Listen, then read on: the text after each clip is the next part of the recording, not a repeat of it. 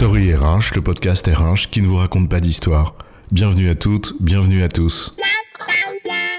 History is made of stories. Dans cet épisode, nous allons parler du blues des chefs, ou plutôt des cadres supérieurs et des cadres dirigeants salariés. Les chefs, à plume ou à crête, moi je te le dis, ça tient le cap et la barre. Autant te dire que lorsqu'on est aux manettes, pas le temps de s'apesantir sur son sort et ses états d'âme. Tu fais le taf, tu assumes tes responsabilités.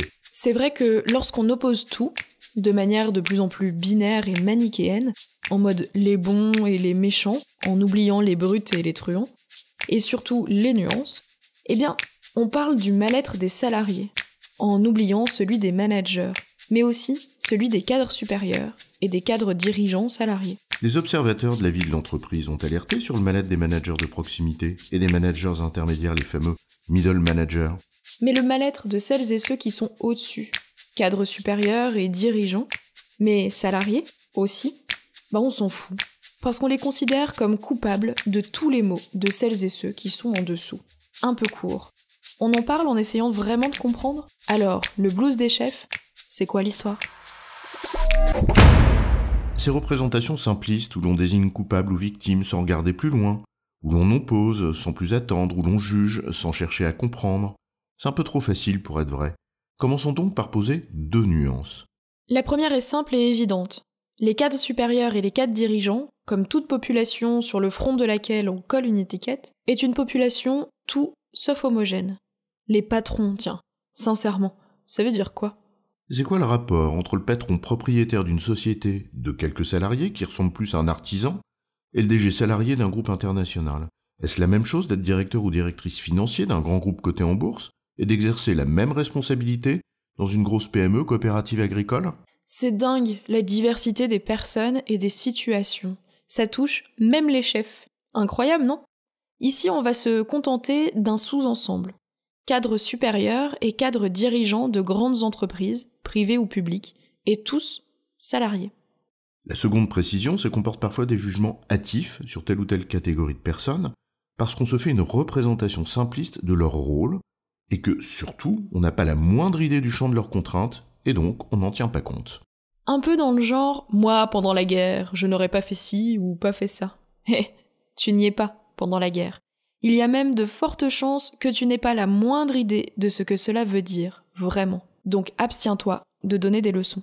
Une fois ces précisions posées, on va entrer dans le sujet, avec une anecdote. Juste après la crise des subprimes en 2008, où la question du mal-être au travail explosait au nez de certains, et où de nombreuses études semblaient pointer du doigt un désengagement des collaborateurs et du middle management, je devais faire une conférence sur ce thème avec une personne d'un grand cabinet de conseil international. Et donc j'imagine que tu t'es rapproché d'elle pour la préparation de ta conférence, pour que vous ne soyez pas redondants. Exactement. Et évidemment, comme c'est un grand cabinet international, cette personne est arrivée avec leurs études internationales et qui montraient, selon eux, un désengagement du middle management dans la quasi-totalité des pays. Et j'imagine donc que tu attires l'attention de ton interlocuteur sur le fait qu'il ne faut pas sous-estimer le désengagement de la couche du dessus, les cadres sup.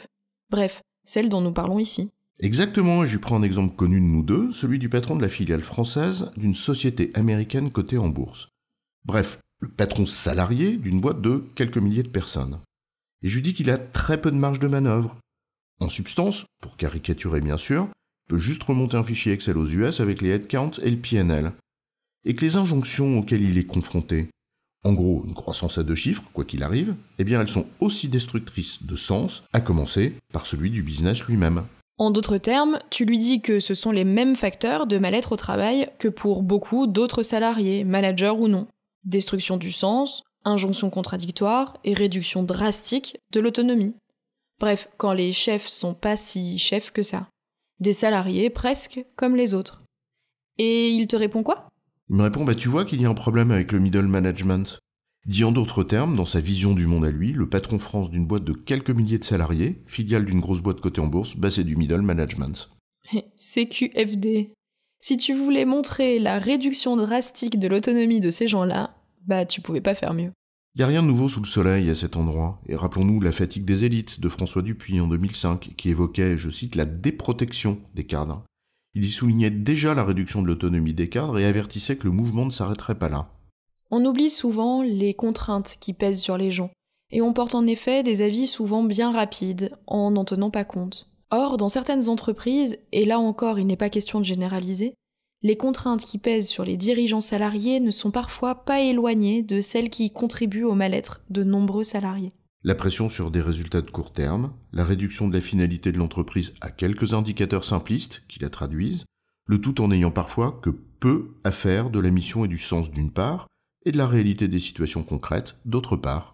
En substance, des injonctions contradictoires pour qui ne se vit pas comme un mercenaire sans foi ni loi. Quand s'ajoute à ça la réduction de l'autonomie, comme tu as évoqué dans l'anecdote précédente, on réunit là 2 des principaux facteurs du mal-être au travail. Se pose enfin la question du troisième facteur, celui de la reconnaissance. Gageons que ce ne soit pas sur sa dimension matérielle que ça pêche, mais quid de sa dimension non matérielle ?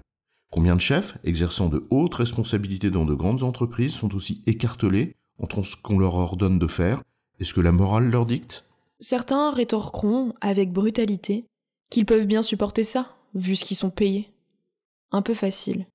D'autres, plus honnêtes, vous diront que c'est la contrepartie des responsabilités et qu'ils l'ont choisi. Oui, si vous voulez. Mais ça change rien à la souffrance réelle de certains et certaines. En résumé, celles et ceux qui exercent des responsabilités importantes en étant salariés de grandes entreprises privées ou publiques sont parfois exposés aux mêmes facteurs de mal-être au travail que tous les salariés, à savoir destruction du sens, réduction de l'autonomie, injonctions contradictoires, etc. Ils peuvent donc en souffrir comme tout un chacun. J'ai bon, chef ? Oui, tu as bon, mais on va pas en faire toute une histoire. Story RH, le podcast RH qui ne vous raconte pas d'histoire. Retrouvez tous les épisodes sur storyrh.fr.